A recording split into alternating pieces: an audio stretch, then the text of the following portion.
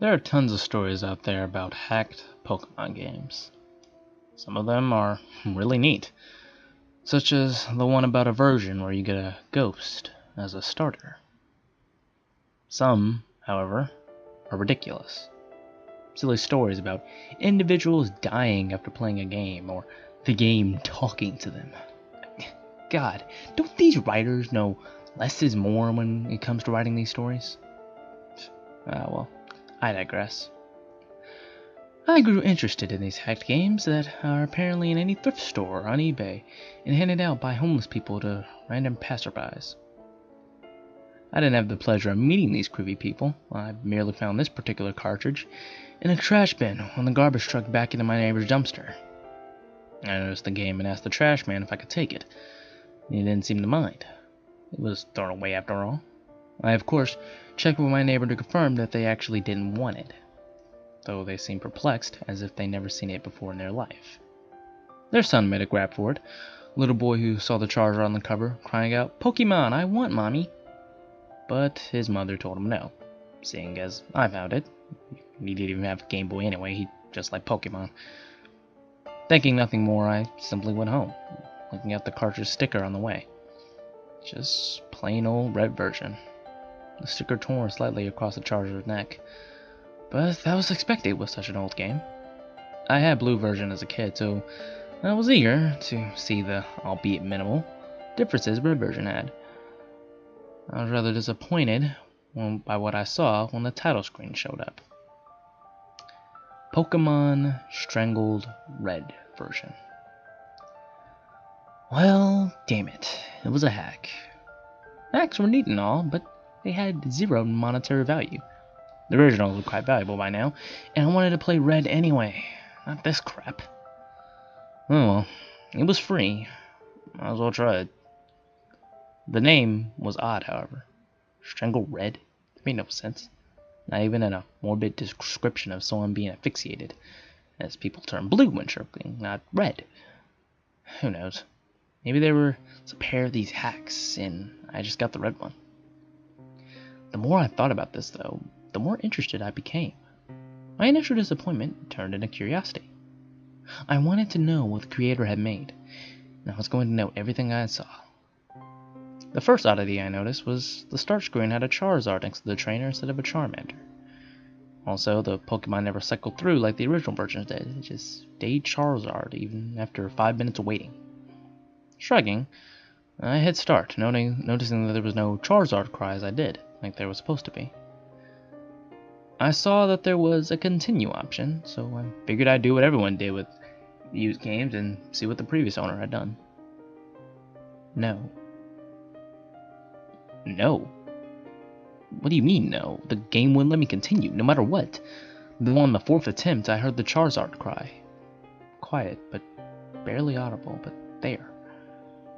Shrugging it off, I decided to just hit new game, like I would have done after checking the old file anyway. The screen cut to black for a while, and no Professor Oak, no starting theme, just nothing at all. Eventually, the screen came back, showing a bedroom, 2 beds, 2 TVs, and a computer in the corner. My trainer sprite was the usual one, consistent with the original red version. I was curious as why I didn't ask my name, though that was answered as I opened the pause menu, noting my trainer's name was Steven. No, this isn't my real name or some stupid crap like that. This game isn't self-aware or haunted, at least that I know of. It just had a name chosen already. Curious, I saw that he had the starting amount of money, no badges. He didn't look like Red, though. His hair was longer, almost reaching halfway down his back. Red's usual smile replaced with a confident smirk. To be honest with you, I found this sprite much cooler than Red. Next, I checked out his Pokemon. A single Charmander, level 5, named Mickey. Nothing was odd about it, or should I say her, with the name and all. She had beginning Charmander stats, only knew Scratch and Tail Whip. Basic stuff. The game seemed relatively normal. Returning to the game, I walked about the room, noticing Steven's long hair was present on the back of my trainer sprite when my back was turned to the camera. I didn't recognize the house, but I descended down the stairs to see more. Downstairs was another trainer who spoke to me the instant I came down. Mike. Ready yet? Steven. Yeah. I assumed this Mike was my rival, pre-decided for me, a replacement for Blue most likely, though I had thought back to the bedroom having 2 beds. I realized that they weren't just rivals, they were brothers. They talked back and forth, basic Pokemon dialogue, becoming a Pokemaster, catch 'em all, stuff like that, before having a little argument of which is better, Charmander or Squirtle, which of course led to the introduction battle, like the one versus Blue in the lab. Simple enough. Scratch, tackle, till I won, purely for having the first turn. I took note of how much better Steven's sprite looked in combat than Red's. A different pose, like his hair was blowing in the wind. A brief minor upgrade, but still much nicer. I left the room after some more banter with my brother, and stepping out to the Pallet Town theme. Going to the east, I found this was indeed Pallet Town. The house was simply on the outskirts to the west. I noted that there was no mysterious grassy field like the normal Pallet Town. Wandering about, I decided to check in on Red's home. His mother was inside, and when I talked to her, she commented on how handsome Steven looked, hoping her son would look up to him as a role model for when he became a trainer himself next year. Which of course led me to realize that this game took place a year before the original Pokemon. Red was even upstairs playing the SNES in his room, commenting, "I'm gonna be the best too. It's my turn." I was starting to like this hack. It was interesting, a completely new adventure, a different character. Hell, Steven seemed to have a history with the people in his town, a reputation, a personality beyond the silent protagonist. The people in town talked to him as a person, making conversation, not just spouting out tutorials. Even Blue's sister had new dialogue. They seemed to be in a relationship too, as the dialogue ended with a heart and a kiss over her head. Professor Oak simply wished me well, giving me a Pokédex to aid my adventure. Unlike original games, he wasn't giving it to me to be the reason for the adventure like every other Pokemon game out there. He gave it to me out of kindness, something to help me on my way, a gift. I was liking this more and more with each second. The game seemed to have an actual story now. I was somebody, not just a cookie-cutter protagonist anyone could be, not some blank sheet that could be replaced without notice. The story was different, though the actual gameplay remained unchanged. I went north like I was supposed to, went from town to town, collected badges, received the praise of the leaders. Steven's fame seemed to even spread, as NPCs would talk like they knew him. I used Mickey for every battle, and she was growing surprisingly fast. She handled Brock with ease, even pounded Misty with no trouble at all. She wasn't adversely affected by super effective attacks as others, and did more damage than a regular Charmander. She was a veritable powerhouse. She even became a Charizard at the mid-level of 25. Not bad at all, I must say. Things, though, started to get weird as I reached Lavender Town. Okay, I know. Lavender Town is the focus behind every creepy story and the like. But it was the only place that was noticeably different. There was no Team Rocket invasion, which I found odd, though I did remember that this was a year in the past, so the invasion wouldn't occur until Red's time. I tried to enter Pokemon Tower, aiming to get a Ghastly, but that's when it got odd. Steven, I have no reason to be here. Steven wouldn't go into Pokemon Tower no matter what I did. This was weird. I mean, hell, there are a million places in Kanto you really have no need to be, like little random houses with nothing but children NPCs, for example. Why was it here that Steven wouldn't enter? With a shrug, I figured I wouldn't need a Ghastly, seeing as Mickey could handle anything, so I simply went on my way. Lavender Town serving no purpose other than a passageway with a Poke Center. The game progressed normally from there. The remaining gyms fell, and eventually I made my way to Elite Four and beat them. As with Blue, my brother Mike was there before me, initiating the championship battle, which Mickey swept with ease. The aftermath of the battle was quite pleasant. None of the tension that was present between Red and Blue at the end of their match. The brothers congratulated each other on their progress and shook hands before the screen went to white. No Hall of Fame, nor any credits. When the screen came back, it was at the house again. The two brothers sitting at the computer conversing with each other. Steven, I don't want to. Mike, Come on, I just gotta borrow her for a second to finish the Pokédex. The entry won't register unless you recognize me as a master for just a second. Steven, but she's my Mickey. Mike, I promise I'll give her back. Come on, please. Yes? No. I was a bit perplexed, so I hit no to be cautious. Mike, come on, please. No. Mike, come on, please. I realized this would simply continue to loop until I hit yes, so I did, just to see what would happen. Mike, alright, this will just take a sec, then we'll both be Poke Masters.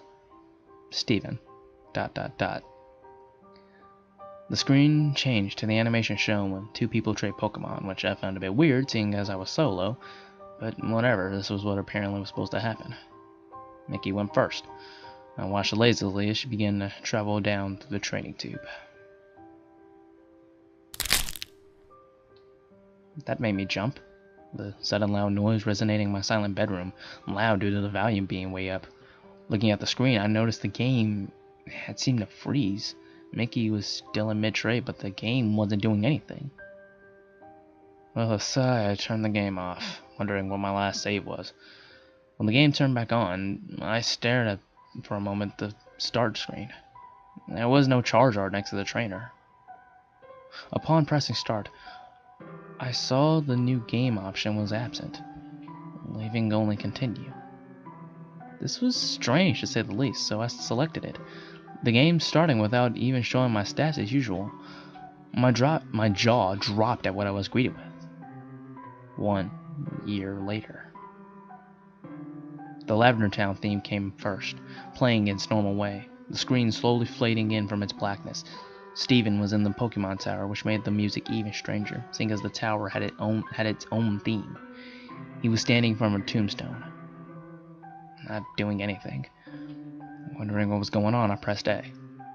Steven. Confused, I tried walking, realizing I was indeed in control at the moment. I brought up the pause menu, checked my party. Mickey was gone. Not just Mickey, all Pokemon. He had nothing. The Pokédex was absent from the menu. His bag was empty. Honestly concerned now, I checked his trainer card. He had no money. He had no badges. His playtime was 879 hours. Which was impossible, as I only logged in 30 before. But that wasn't the strangest part. His picture. The picture of the handsome, confident young trainer was different. His eyes were blank, his face turned slightly down. That smirk of his was gone, replaced by a lack of any expression at all. That long hair of his, before that perfect perm, was now messy and unkempt. I couldn't look at him anymore, closing the menu. I went to move out of the tower, but with every step I took from the tombstone, the screen flickered, like it did when a Pokemon was poisoned. Gulping, I brought up the trainer card again. His picture was getting even worse. Every step I took, his head hung more and more. His shoulders slumped. He bent over. By the time I exited the tower, he was on his knees, hands to his face, hair draped across him. I had guessed already what was going on, but this clinched it. I began to put together some things in my mind. I had always wondered why there was no champion in the original games besides your rival. Why is it you, the protagonist, that just beat your rival when you just waltzed in, no previous champion to challenge? And it struck me. The answer was right here. The previous champion gave up. His precious Mickey was apparently dead, and with her, so died a part of him. His Pokédex, the other Pokemon, his badges, his fame, all of it. He threw it away. And in that year I missed, the year where all those hours came from. I even did the math. There was 8,765 hours in a year. I add that up to the 30 from before, and it matched up. Even though the game kept going, this should have been an ending. I thought, what else was there to do? I had no Pokédex, no Pokemon, not anything. What was I supposed to be doing? I talked to everyone in the town, but they all said similar things. Are you okay? Still mourning, I see. Everything will be alright. Please, is there anything we can do? Steven never replied to them. and all I simply said were the same things over and over. I couldn't put the game down. This is all so strange. Curious, I headed off in the tall grass and eventually got into a battle with a Rattata. No Pokemon was sent out, just Steven's sprite. I was wondering how I'd battle. Wild Rattata left you be. The battle ended without anything happening. This was certainly interesting, and it happened with every Pokemon I encountered. Wild Pidgey ignored you, while Ponyta wandered off. The music never changed either. No matter where I went, Lavender Town came from the speakers, following me. Sometimes slowed down slightly, sometimes not. I searched everywhere, every town, talked to everybody, wondering just what the hell I needed to do. My frustration was mixing with the depressing atmosphere of all this, making the experience altogether unnerving and uncomfortable. But I couldn't tear myself away. I was starting to get a bit angry though. Nobody telling me anything besides giving me their condolences or trying to offer me items like lemonade or coffee, each met with Steven. No. I slapped myself for idiocy, suddenly realizing how likely the answer was in front of me. Pallet Town. When I went there, of course, which took a long time having to walk, no Pokemon to fly with, no bicycle to ride, and Steven only seemed to move half of a regular movement speed, it wasn't much different. I first tried talking to Professor Oak. These things happen. You were just unlucky. Next I tried Blue's sister. Please, don't leave home again. Red's mom wouldn't even talk to me at all. Nowhere else in mind to go. I walked to the west, finding the house from the beginning, which I never entered since leaving Pallet Town. Inside Mike, but talking to him was just as useless. Mike, I am so sorry. I pondered for a moment if this really was the ending. Steven doomed to do nothing but roam Kano in misery. Haunted by the memories, forcing to listen to everyone's concerns about him. As a last-ditch effort to do anything, I went to the bedroom and walked over to the bed. Steven, I'm going to sleep. The screen faded to black for a moment, but then slowly faded back in, the world having a black tint to it. The Mike sprite laying in the other bed. I assumed this meant it was night. Steven, I'm going to do it. Do what? Again, I had no idea. I tried inspecting everything in the room. Nothing happened. As soon as I left the house, another dialogue. Steve, it can bring her back. It can do anything. What in the hell was it? Something that could do anything? I couldn't for the life of me figure it out. Steven, not that way. He wouldn't go any further. I tried the homes. Steven, screw them. I crooked my eyebrow at that, forgetting for a moment that this was not a real Pokemon game. The vulgarity just took me off guard. I continued to look around, but there was nowhere I could go until I accidentally stepped on the ocean. And Steven walked right in. Only the upper half of his sprite visible, like the swimmers you encounter in this Carillion gym. I didn't know he could swim. Steven, the missing one. Missing one? I paused for a moment. No, he couldn't possibly mean that. I hadn't tried the missing no trick on this hack yet, but it just fit too well. That has to be what he meant. I surfed all the way to Cinnabar, and I began to feel something was off, more so than this already was. Silence. The Lavender Town's theme had stopped. There was no noise at all, nor were there any Pokemon. I just kept going, finding Cinnabar and surfing up and down the east coast. Lo and behold, Wild Missino appeared. Steven, mine. Wild Missino was caught. What the hell? Steven didn't even do anything. He just commanded that atrocity of broken data to join him. No. Become his possession. And it did. I was getting more and more disturbed by this all. Checking the start menu, I saw Missino was not in my party but instead an item, making things even stranger. I checked the trainer card as well. Steven had his back to me, his long hair draped behind him, his hands in his pockets. Nothing else. remembering what he said at the start of this night, I realized what I had to do. I surfed to land and made my way northeast. To where else? Lavender Town. Along the way, I noticed all the trainers, oddly still out at this hour, wouldn't look at Steven, all of them turning when he passed, even those that were normally static. I tried talking to one of those officers in the guardhouse type buildings. Just go. They all said the same thing, though one sent chills down my spine. Sometimes dead is best. My hands were sweating at this point. Stevens will have to try the impossible, something some would see as a crime against nature, which many of these people shared that opinion. I steeled myself. It's just a game, and I was going to complete it. It took an eternity to reach Pokemon Tower, but I got there eventually. Taking a deep breath, I headed towards the tombstone. I remember which one. The image of Steven standing before it was burned into my mind after all. First, I tried inspecting it. Steven. Mickey. Nothing happened. With a gulp, I opened up the menu, slightly missing up on the bag. Oak. Steven! Don't use it! I was reminded when Professor Oak would magically tell you that you couldn't use a key item somewhere, like when using the bicycle in a building, though the message this time was different, even worse. Steven responded to it.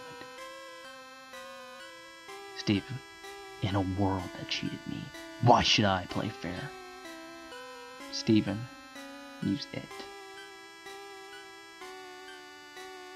Steven obtained. What in God's name did I obtain? I couldn't tell you because the game took away my control. Without my input, Steven began to leave the tower on his own, walking single step by single step. The Lavender Town theme started again as he left the tower, began his excruciating slow journey against my will. Every time he crossed one of the borders where the music would change, it got progressively slower, more and more disturbing. By the time he reached Cerulean City, it was a demonic rumbling. I just stared, watching him, trying to guess where he was going, but it was getting more and more obvious. He was headed to Pallet Town. The music had all but stopped when he got there, playing single note by single note. He went exactly where I had guessed, right to his house, inside and up the stairs. At this point, there was no music. Steven moved step by step, stopping at his brother's bed, turning to face him. At first, he didn't do anything, simply stood there, and I couldn't move him. I did ever find out I could open the pause menu. I was terrified to look, but I couldn't stop myself. I selected his trainer card. There was a low, growling noise, like a distorted Pokemon cry. Steven was looking at me again, directly at the screen. He was hunched over, his bangs obscuring his face. His hair was wild and feathered out. Between his bangs, there wasn't even a face at all, just black, two red eyes, looking straight forward, a white grin contrasting with the darkness. And that wasn't all. His name was now. I couldn't look away. My eyes glued to his, not breaking contact for some time. My vision was getting blurry until I couldn't see very well. My face grew wet. I was crying, like a baby. There was nothing I could do to hold back the tears. I was with this boy from the start. I built him up to greatness, and then was forced to watch his decline after a tragic accident. And now he was this thing, this abomination. I watched him go insane. Halting my tears, wiping my eyes, I closed out of the training card and tried to save the game, wanting to just quit. The game informed me that this was impossible. Nothing can be saved now. The pause menu wouldn't close no matter what I did, so with no other option, I checked the bag. Nothing happened. I checked Pokemon. And there was one. A single sprite met me. It had 0 HP, its status, dead. Its name, I selected it, and I was greeted with 4 options. Status: it's her. Switch: never. Close: no. Strangle. My fingers shaking, I selected Strangle, and the menu closed, showing Steven in the room again. Goodbye. The game shut itself off. I was more dumbfounded and frightened. In a bit of shock, I turned it back on, the title screen showing the maniac Steven and a horribly glitched Charizard. I pressed start, then continue. All I saw was a zoomed out view of Pallet Town, showing Steven's home to the west, tall trees surrounding it, those unmovable stones blocking it from the rest of the town. The image was completely static. No music, no movement, before fading to white, going back to the title screen. It was as it had been when I first popped in. A trainer and a Charizard. I attempted to hit continue. No.